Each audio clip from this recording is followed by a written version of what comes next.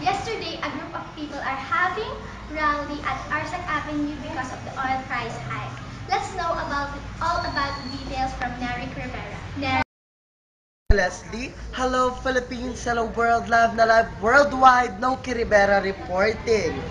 Now we are here at the Arsac Avenue.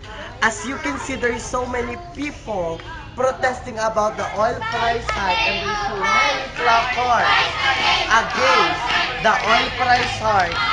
And after a while, I'm gonna make an interview to the owner of gasoline station or other than Janine.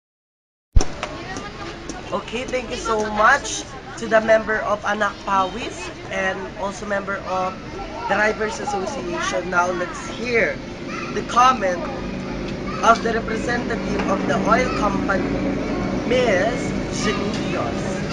Miss Janilios, I have a question. What can you say about their complaints about the oil price hike? They should not blame us because we're not the one who's concerned about it. We're just an oil company and we're not a global oil company. We're just importing oil from them. One of the best that they should do is to be creative. They should use solar or electrical duty. And instead of using bicycles or cars, they should use bicycles or walk. Thank you so much, Miss Janine Diaz. Okay. Okay.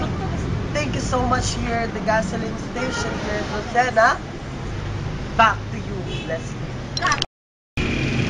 And now we are here at the gasoline station. Now we are here.